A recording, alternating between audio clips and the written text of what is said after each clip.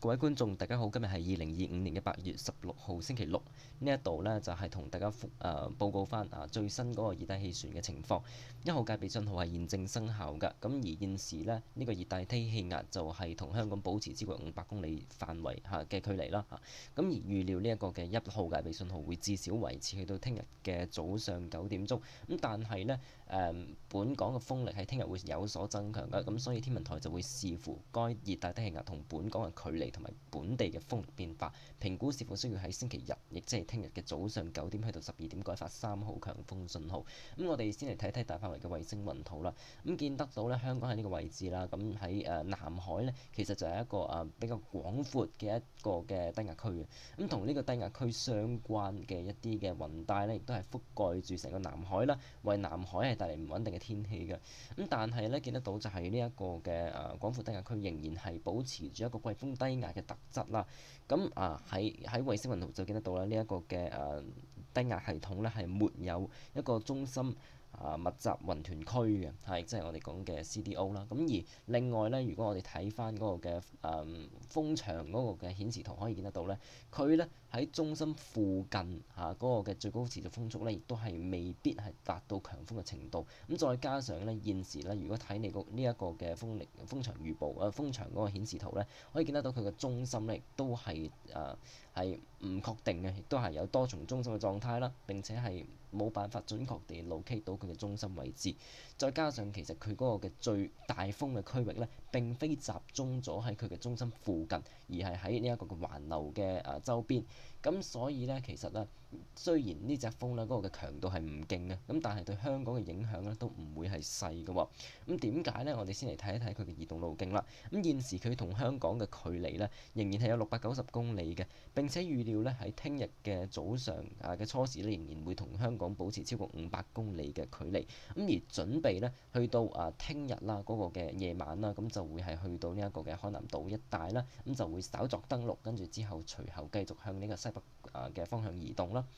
咁而最接近本港嘅距離呢，係有大概500公里嘅距離左右嘅。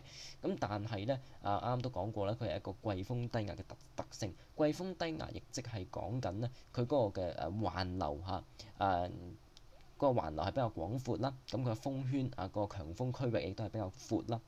咁再加上呢，香港其實就係喺一個副熱帶高壓同埋呢一個嘅颱風嘅共同影響底下啦。咁所以呢，我哋嗰個嘅等壓線啦係比較緊密嘅。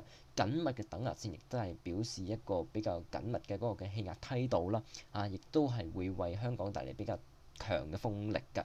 咁所以呢，喺呢個嘅喺呢一個嘅低壓系統同埋廣闊同埋呢一個嘅副熱帶高壓嗰個嘅共同影響底下呢，一啲嘅偏東風呢，喺香港嚟講都會係幾大㗎。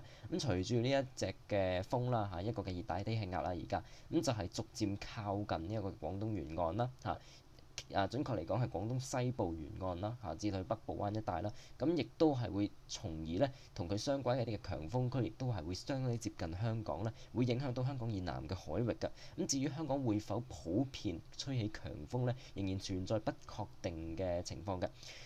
但係呢，暫時歐洲中期預報中心呢，就預計香港嘅風力呢，會喺聽日嘅中午前後呢，會係增強㗎啦。咁而實際上喺聽日啦嘅初時呢，已經會開始逐步增強啦並且呢個最強嘅風力呢，係會喺聽日嘅稍後時間嘅。咁而睇翻美國嘅電腦模式啦，美國嘅電腦模式預料香港會普遍吹起強風嘅。咁喺咁嘅情況底下，香港就有機會係需要改發3號強風信號啦。咁而至於嗰個嘅環境因素方面，會唔會有利呢一隻風嘅進一步增強？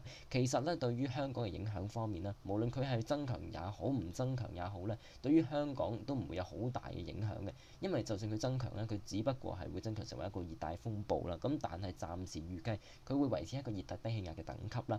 點解呢？咁我見得到呢嗰個水溫係偏高嘅嚇29到30度係相當之有利呢一隻風嘅發展。咁但係咧，我哋可以睇一睇咧，就係嗰個垂直風切咧，始終都係維持喺比較高嘅水平。咁雖然咧而家咧佢嗰個嘅位置垂直風切咧係比較好嘅，係理想嘅。咁但係咧嗰個垂直風切變咧有機會係逐步增強嘅。咁所以咧對於呢隻風咧嘅未來嗰個嘅發展係有機會受制。咁最主要咧限制佢嘅發展咧，其實就係佢結構啦。佢嘅結構係相當之廣闊啦，係維持喺一個季風低壓嘅特性。而呢個季風低壓嘅特性咧，就令到佢咧係好難係短期內作出整合㗎。咁並且咧，佢會喺24到48小時內咧喺海南島登陸咧，咁亦都繼續限制住佢嘅發展。咁所以登陸之前咧，佢冇一個好大嘅發展空間。咁而對於香港嘅影響方面啦，當然雨同埋風咧都係對香港嚟講都係一定係好大影響㗎啦。風就未必好大影響，但係雨量方面咧因為有呢一個嘅副熱帶高壓同埋呢一個嘅呢個嘅低壓系統嘅複合啦，咁所以呢個複合嘅情況咧，就會係令到香港乃至於珠江口一帶咧係出現強降雨嘅情況，個機會都頗高嘅。咁睇一睇中國中央氣象台嘅全國降水量預報啦，咁香港喺呢個位置啦，咁見得到咧16日，亦即係今日嘅晚上8點啦，去到聽日嘅晚上8點啦，咁開始就會受到同呢一隻嘅熱帶低氣壓相關嘅外圍嘅雨帶影響啦，咁所以咧香港都會係落起雨㗎啦。咁但係咧，就係聽日嘅晚上8點去到後日嘅晚上8點啦，見得到咧香港咧係出現喺呢一個嘅粉紅色嘅區間，粉紅色咧亦即係代表住嗰個嘅降雨係多達100至250毫米啦，喺24小時內。咁所以咧可以見得到咧有機會咧呢隻風對於香港個雨量方面嘅影響係較大嘅，因為嗰個複合嘅情況。咁呢個嘅降雨咧係會持續一段時間啦，會去到下週嘅初期㗎。咁而我哋睇埋就係香港天文台啦嗰個嘅9天天氣預報啦。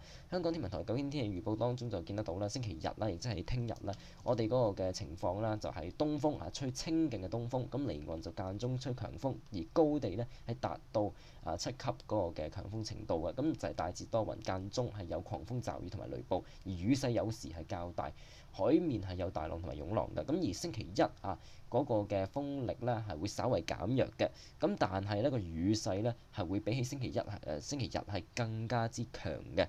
咁所以咧實際上咧我可以簡單地做一個總結啦就係星期日咧主要嘅影響係風，星期一主要嘅影響係雨，但係咧星期日至星期一咧海面亦都係會有大浪同埋湧浪嘅，咁所以市民都係要遠離岸邊啦。咁而隨後咧，呢個嘅熱帶氣旋就會逐漸移入華南嘅內陸，並且係減弱啦。咁屆時咧，香港個天氣就會係變得係就會係好轉㗎啦。咁會係短暫時間有陽光啦。咁本週嘅中後期嘅天色係會係明朗嘅。咁所以去到最後咧，就同大家作一作嗰個嘅3號強風信號嗰個嘅預測啦。